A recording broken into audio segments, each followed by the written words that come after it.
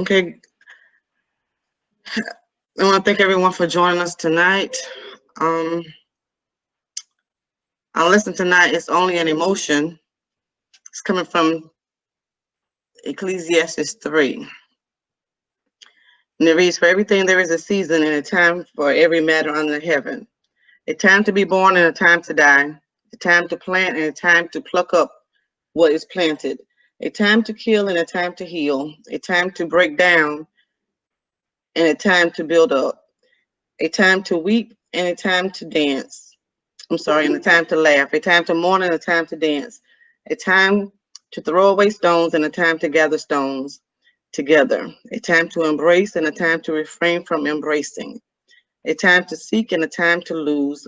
A time to keep and a time to throw away. A time to tear and a time to sow. A time to keep silence and a time to speak. A time to love and a time to hate. A time for war and a time for peace."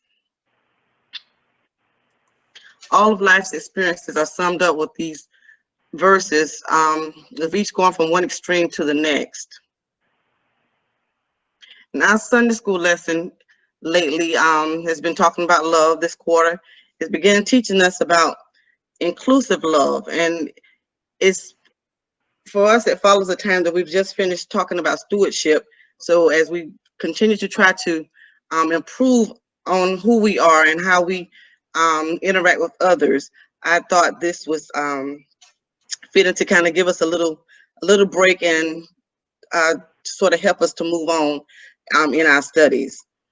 So in this time of uncertainty, um, it's a good time to embrace love. Love what you do. You should love what you do. We were born to love and do what we love to do. And if you love what you do, then there are no difficult tasks, only interesting ones. Love the world. Love is the energy of your life and your behavior towards others.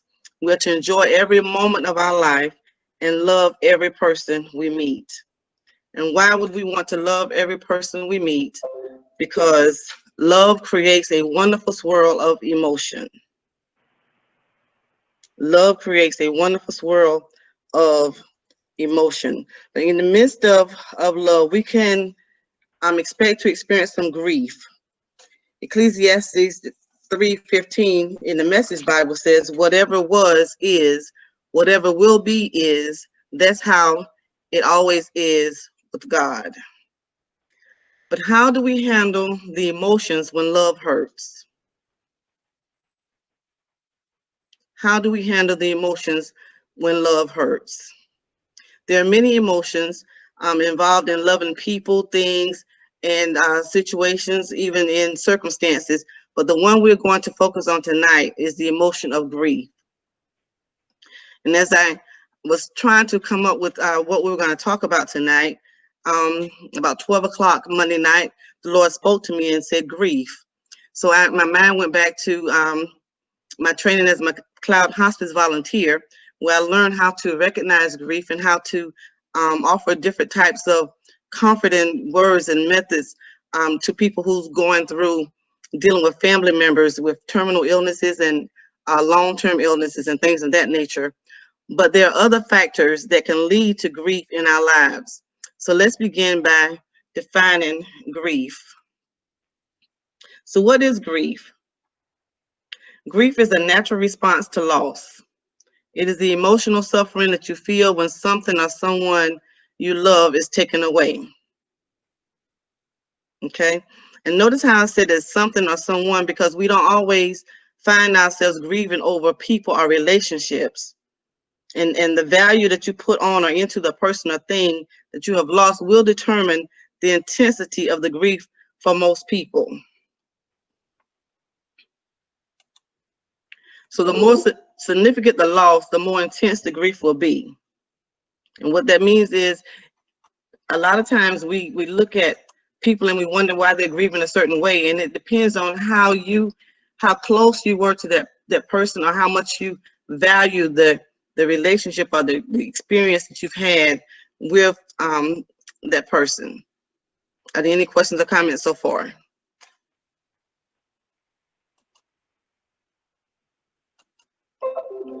Okay.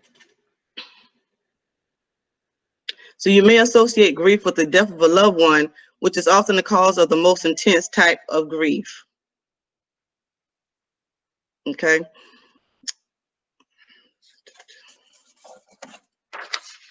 But as Christians, we can sometimes face the loss, especially of a loved one, differently because we know that they're in a better place, or they're at peace or rest from the suffering and pain. So regardless of the importance of the person or thing that we've lost, the intensity of the grief can be lessened. But this comes with what? Our growth in our Christian walk. And there are other things or types of losses that causes grief. Can anyone share some of those with us? I think sometimes when, and good afternoon, sometimes when people feel a loss for, like if they had a house fire and they lost, a lot of precious things, um, that can be, that, people can grieve over that. And one other grief that I heard on my job, which I had never thought about it, was like women that had used alcohol for so many years, and it was a comfort to them. And when they were taken off of the alcohol or taken off of the drug, it was a lot. They explained it as a loss. It was almost like a real close friend to them. So that was astonishing to me that they would consider, alcohol or drug um, as a loss to them, and they were grieving the loss. Okay. Anyone else? Yes, I just finished discussing that with somebody about that grief sheet because we all got that mechanism in our head that cause all of the grief difference. Like like some people, like me for one, I'm speaking for myself. I grieve a lot different from a lot of people because I ain't got that emotion built up. Might because I hold it in or what, but I don't. I, I ask myself sometimes, why do I cry? Why do I don't cry? But at a certain time, I can grieve just for a show on TV, somebody got killed, that emotion build up. People grieve because of the loss of a dog, a job, because it all depends on, how they feel about that job or that animal. Because see, we all grieve differently. And sometimes it's kind of hard to put it in perspective on how one person grieves from another one. Okay. Anyone else want to share at this time?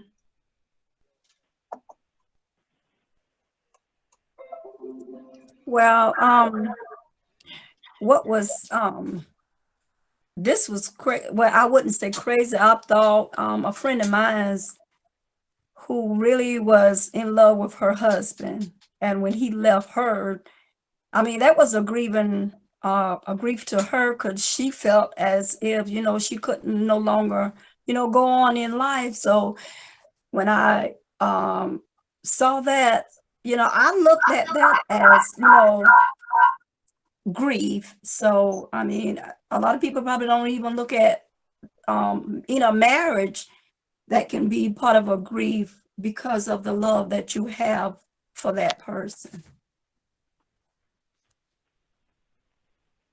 Right.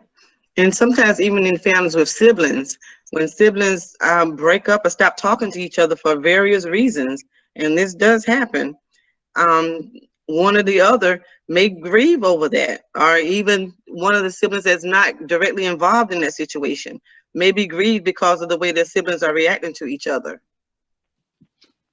Anyone else?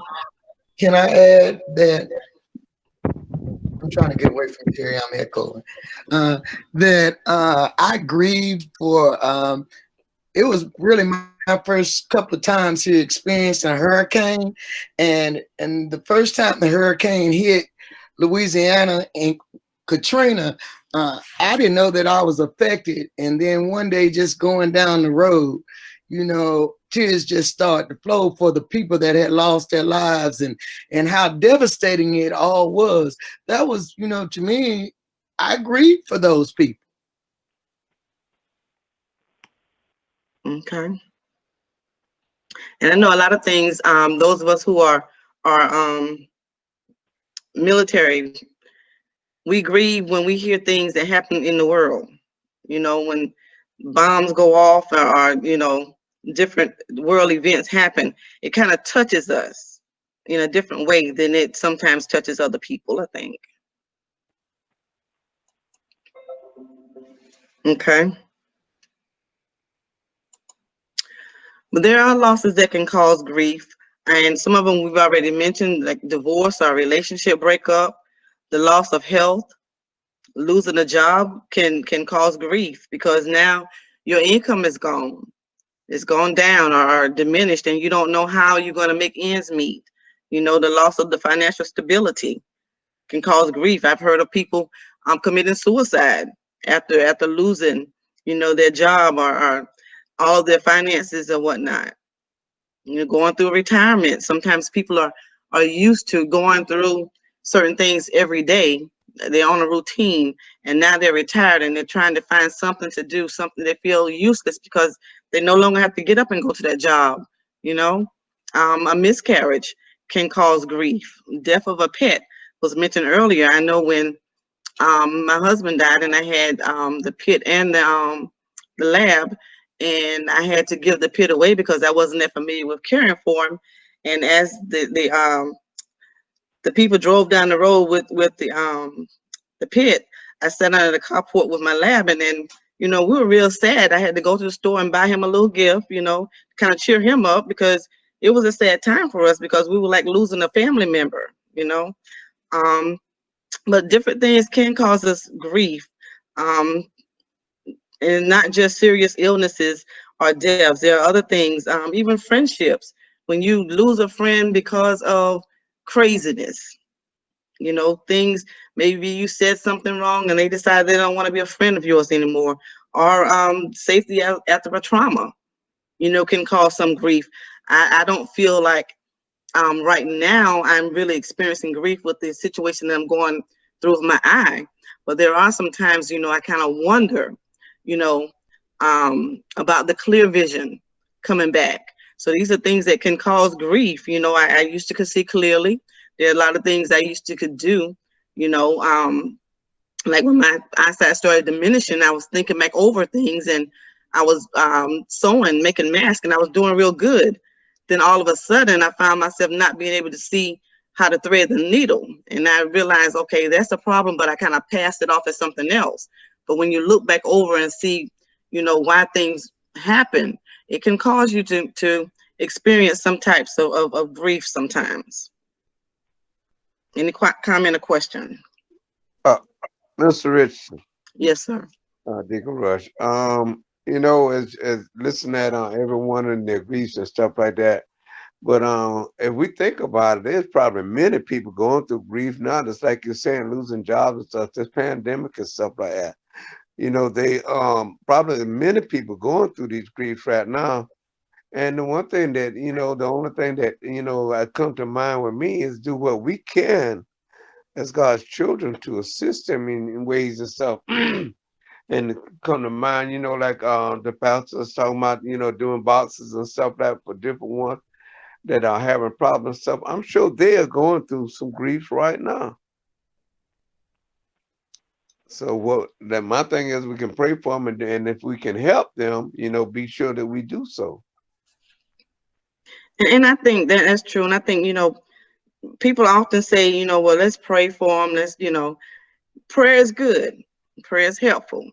But you have to do some physical stuff as well. Amen. You have to do the physical part. You have to go out there and be vigilant. What can I do? And a lot of times people are not going to come to you and say, I'm going through this, I'm going through that, and how it makes them feel. So especially in our congregation, and I know it's difficult right now because we're not able to interact as we, once could. But if you make phone calls and you talk to people long enough, you'll find out what some of their needs are. Some of the things that they're in need of that they're not going to ask you. Like right now I could use my grass, cut, but I'm not going to ask you to come and cut my grass. But if you say, Mr. Richardson, can I come by and cut your grass? I may say, well, yeah, because I really don't like for my grass to, get a certain height or whatever. That's just an example. But, and little things like that does bother people. You might say, well, grass is not a real big deal. She really shouldn't be worried about that. But if you're a person that's normally used to seeing your lawn well manicured, and all of a sudden you can't do it yourself, and you can't get anybody to come and do it, it will cause grief. It'll cause you to grieve. Any question or comments?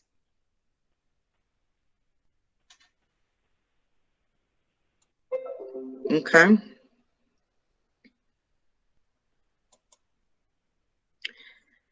Everyone grieves differently. That's something that we've already established in our conversation. Grieving, though, is a personal experience, and it depends on many factors. And I got here, name some things that will make an impact on how you grieve. Okay, and some of those things is the importance of that person, if it's a person, to your life, to your well-being, how close you are. It will make you grieve. Depending on how you value things. If you lived in a $1 million home and now you had to downsize to an apartment, that could cause some grief because you're used to what you're used to, right? Okay.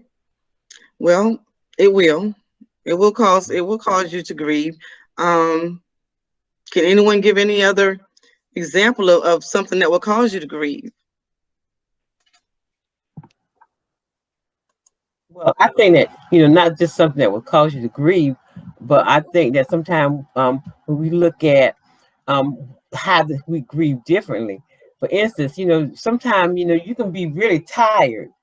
And I know this happened to me. You can be really tired, and then you can run across something that really affects you, and you find yourself here again in tears. And you say, well, if I would have saw this yesterday, I probably would say, oh, this is really sad. But if you look at the world situation today, some of the situations that's going on, with the Black Lives Matter, and you look at the pandemic, and I think that's being in certain positions or certain places make you grieve differently than you would if you had not been in those places. Okay.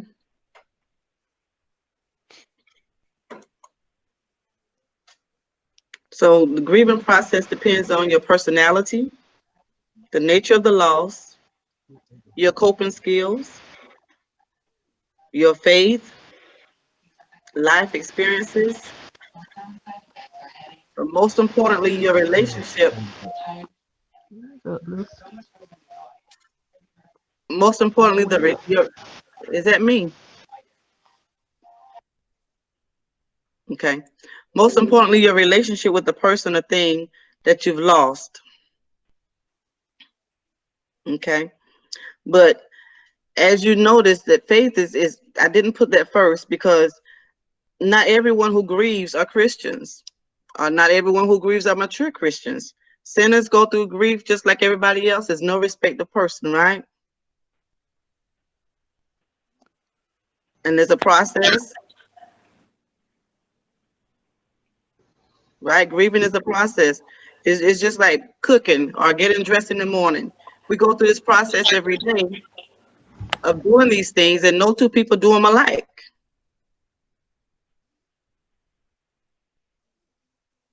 Okay.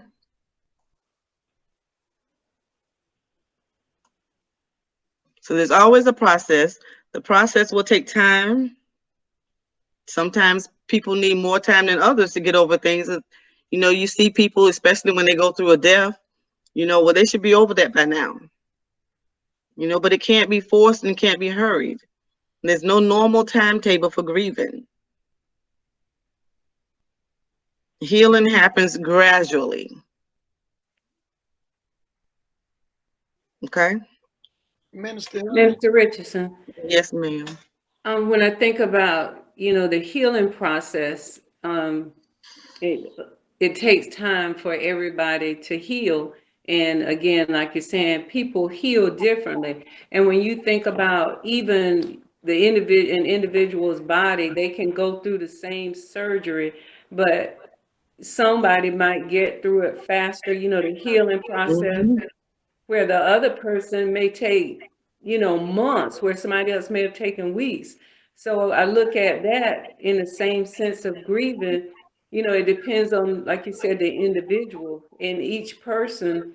Nobody can say how long a person should take to grieve and Right. shouldn't put a time limit on it, because I've seen people grieving their mother's death, and when you would think they had just died a month ago, and then they have been dead 10 years. And Mhm. until I started understanding more about grief, then I understood that what might take me a shorter time to get over might take somebody else a longer time.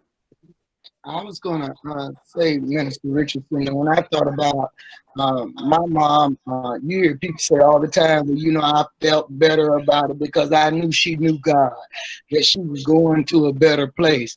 And I think that is something that could change your grief into a different perspective. Um, I still have those days when I think about her and I'm grieving, you know. But do I do it out loud? Probably not. But I could talk about it, and it'll just hit me. So I don't know if anybody ever really stops grieving in their own way. And And you probably don't. It's, You know, I look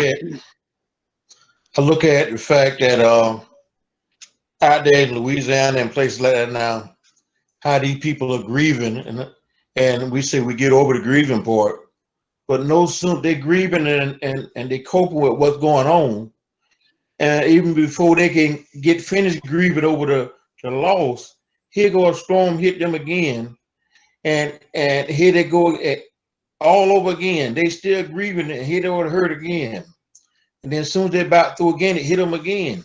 They keep coping with it, and we keep saying praying for them. Like I say, you can pray for them, but they steady getting hit one time after another time, another time. They probably wonder when do the grieving stops. That's true. also, sometimes you can go through a process of grieving and you can feel like you've gotten to the point where you're healed, but Yeah, something can occur yeah. that can make it seem like it just happened again. So, sometimes grieving just comes in spots. That's true. I was about to agree with Sister Ellis there when she was talking about her mother and stuff like that. Because I know my mother's been dead since 1995. And there are times that things comes about. And I don't know whether you call it grieving or not, but I find myself, saying thank you, Mama, because, and, it just comes to me sometime. And I don't know whether you call it grieving or just, being thankful that, the things that she may have taught me or directed me or some of the things she said. And I begin to see these things, more so now than then. And I just, I feel like that's a form of grieving also, these remembrance that maybe our parents or a friend or someone has left with us. Amen. And Okay. if you've ever seen anybody suffer, I think it would to me it kind of just changes the whole process of it because I couldn't stand the suffering, and after that's all gone, what's happening when you get to heaven. It ain't gonna be no more suffering. It ain't gonna be no more crying. It ain't gonna be no more doctors you need to go and see. So I think that at that point, it kind of changes from grieving to thank God that there is a God. And then I remember hearing, and some people still do it, but I try to not do it anymore now that I've grown and learned better. But when you go to comfort someone or to console them, the first thing people like to say is, I know how you feel, and I know what you're going through, but you really don't, Yeah. because it does not matter whether you lost the same parent, the same sibling. It depends on your relationship that you had with that person. You know, that's what makes the difference. So you can't know how another person is feeling. You know, you can empathize with them if you've lost the same, say, sibling, but the relationship that you have with yours is not like the one I had with mine. I can imagine how you feel. Yeah. Mhm. Okay. Anyone else?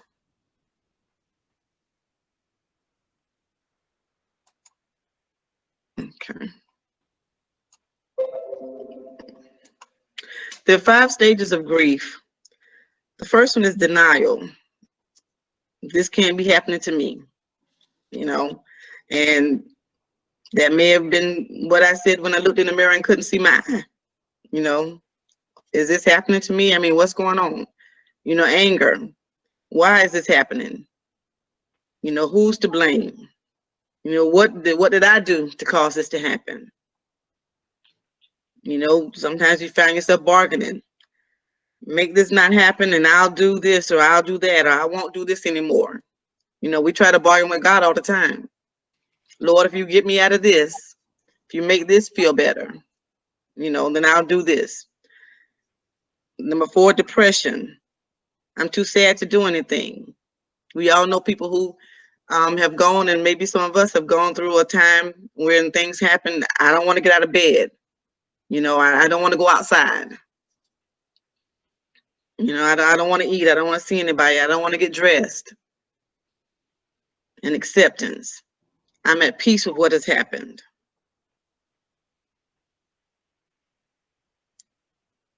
Does anyone have any of these stages that you want to share at this time? Mr. Richardson, with depression, the thing about that one, the fourth one, is that sometimes, like you were saying, sometimes they don't want to get out of bed. And then, you know, the sad thing a lot of times is that you don't know that it is depression. You know, you don't know how to label it. You know, you're feeling worn or you don't have the energy to go, and sometimes it could be, you know, depression after losing someone and not even realizing that it's depression. And people around you won't know. Most of the No, time they won't know. So they can't help you. no. And can I say something? Hmm. I just went through all this. Basically, that's why I be in the hospital for. And that depression, you know, that thing build up over a period of time. You might not even know it until you can hit the bottom. And, you know, now you go so overwhelmed that you don't know what to do. I mean, that could come from holding things in, not knowing how to cope with things. Like me, it's hard for me to cope with grievance because, you know, I really don't express myself. A lot of losing my job or, you know, finance problems and all that can cause you to grieve. But on the long run, you can get so depressed the way, you know, you ain't gonna want to do that. You might end up drinking or doing drugs. You might end up hurting yourself or hurting somebody. But until you go and get your help and accept your, you know, what your sickness is, you know, you ain't gonna really know what going on in your life. All the thing you know, your life is a big mess. Right. And the first thing you really have to do is accept Yeah. what you have going on. Because until you accept it and admit that you know that you have a problem with whatever it is, it's hard to get help. It's hard to accept help. You got to first admit that you know. It's like being a sinner. If you never admit that you're a sinner, why would you ask to be saved? Because I'm not a sinner. Why do I need that? I'm not depressed. Why do I need to talk to someone? You know, so you got to admit that you're having issues in order to be able to open yourself up for help. Anyone else? Minister, I think we have to realize that grief is a part of life, whether it be the death of a loved one or, you know, the end of something. We have to realize that it is okay to grieve, and even with the steps that you've given us, that doesn't mean that we'll go through all those stages.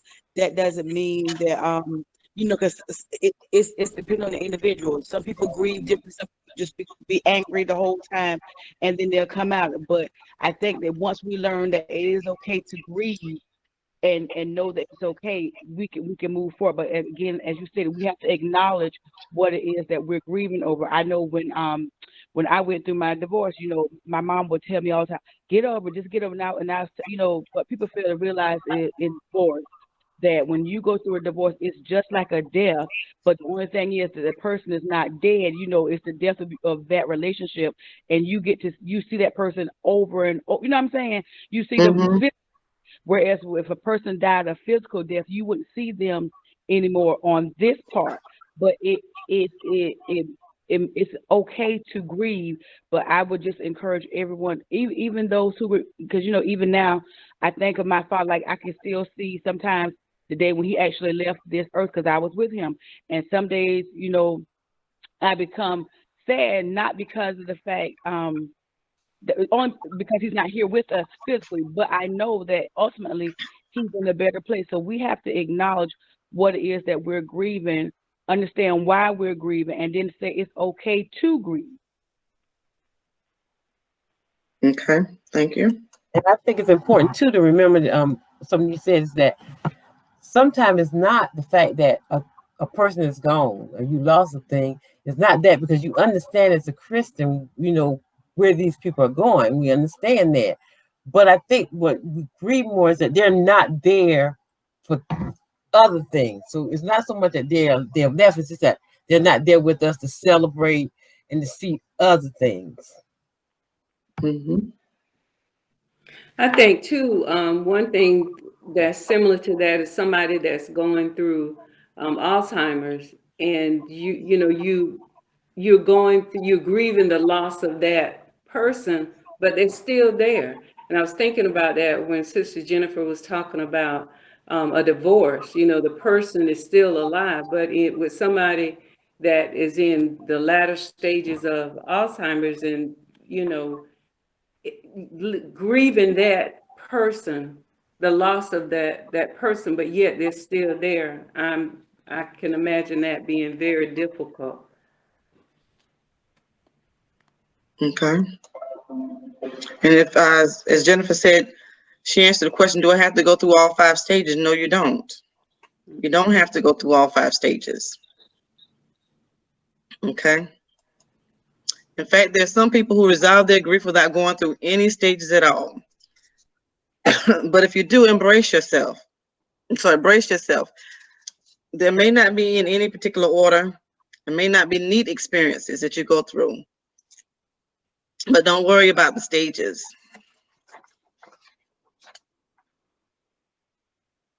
Okay.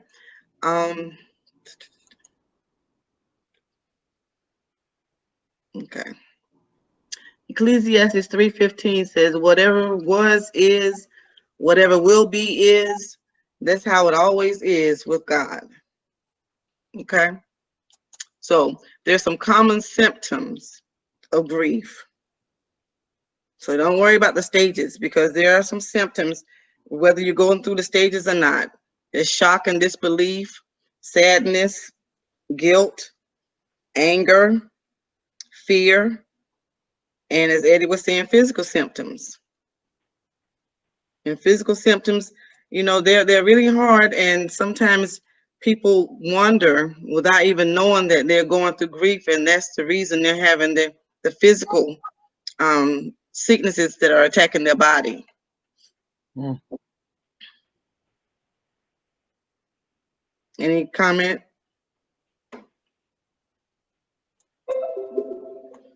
Okay.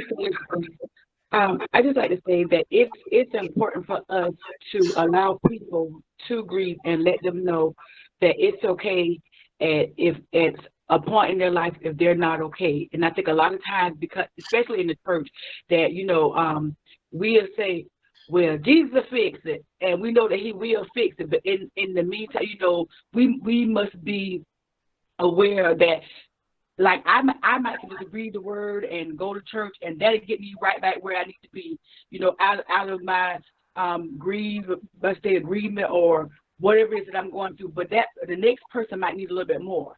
So it's okay if and I know I'm getting some people to disagree, but that's okay too. But it's okay for us to allow people to say, you know, I'm not okay, and say, well, if you need to speak to someone, you know, I'm talking about like psychologists or psychiatrists and things of that nature of spiritual background. That's okay, because the thing about it is, just like you go to the doctor for your blood pressure medicine, your high blood pressure medicine, these people were put in place to help you get back to you. And I think a lot of times when it comes to grieving, the church is very harsh when it comes to people who are grieving, because a lot of times we're like, well, you know, all you got to do is just pray and do this, and that's fine too. But in the end, someone else might need a little bit more than what I needed to help me come out of my state of agreement. And that's true. If we could just talk about the pandemic for a moment, you know, people are grieving for so many different reasons. They've lost their jobs. You know, we can't go nowhere. We can't go to church, you know, and some people are truly grieving about these things, you know, and somebody in government decided that, you know, we need to hire more social workers especially for the kids. Because, you know, we're always looking out for the adults and how they feel, but nobody ever asks the kids how they're feeling. You know, and, you know, I talk to kids every day, and they're lonely. They miss their friends. They can't go to school. They can't go nowhere. And they're grieving. They're going through something. You know, I think everybody that going during the time of that pandemic got every one of them symptoms. You know, we might not see them or feel them, but, you know, because we all shocked by it. We sadness. You feel guilty as an outsider. What could we have did more? I know most of the anger. We scared. We don't know when it's gonna be us, and it really affect our physical symptoms every day. You know, going through this, because you know we don't know when it's gonna be us. You know, we don't know what's gonna come next. You know, so everybody's mind is going through them symptoms. You know, so we all are a little depressed. You know, just by going through the pandemic, because we don't know what our everyday lives are gonna end up being. Then we don't know what to focus on, or how to focus on. Yes. Okay, anyone else? Okay, here's some tips for coping with grief, and some Jennifer has already mentioned. Get support. You know, that a support group is very important. People that not to give advice all the time, but to just sit and listen to what you have to say. You know, just to hear what you want to talk about. Turn to friends and family members. You know, we can't go in person face to face, but you got the online access. You got texting, FaceTime, and all that kind of stuff. Google connections to get with family and friends. You know, to join support groups, and there's support groups that are out there that are designed for people who are going through things right now to help them through it. Draw comfort. Excuse me. I was in agreement. Okay. Yeah. Draw comfort from your faith. You know, and I know sometimes, you know, we talk about faith and we talk about God and believing in God, but what about the person who is not as strong as you? You can't beat them down with faith, and as was said, read the Bible, pray about it. You know, they're gonna need a little more than that until they get to the place where they can walk and not crawl, so to speak. Join a support group, and some churches have these groups set up to help people. You know, they get together and they meet and they talk. I guess now they're still doing it virtually, about their loss and their loved one, because a lot of times with the death of a loved one, they tell you to talk about it. You know, talk about that person as often as you feel comfortable talking about them. You know, so they'll never really be gone, and it does help you, because even though that person is gone, you think about them. I think about my husband every day. You know, most of my passwords are around him, so I'm always doing something connected to him every day. Talk to a therapist or a grief counselor. They're there to listen. They don't look at you funny. They don't think there's, you know, you're a really bad person or nothing like that. They're there to help you. They're in place for a reason. But then take care of yourself. You know, as they tell you, as the Bible says, you know, when you're fasting, wash your face and, you know, comb your hair and all that kind of stuff. Don't let yourself go down. You don't sit and just eat, you know, or don't just starve yourself because you're going through things. You still got to take care of you. You know, face your feelings. Cry if you need to. Scream if you need to. You know, do whatever you need to do. Journaling is a good way to keep your feelings intact. You know, write them down somewhere. Um, I think growing up, we used to have diaries. You know, little girls used to write in their diaries all the time. Now, I don't think they do that anymore. Um, Express your feelings in a tangible or creative way. You know, I used to do scrapbooking, you know, and there's different things to keep you active, things that you can do to express yourself. But look after your physical health. And most importantly, don't let anyone tell you how to feel. Because people will try to impose their feelings or how they feel or how they think you should be feeling on you. Don't ever let them do that. You be you. Any comments?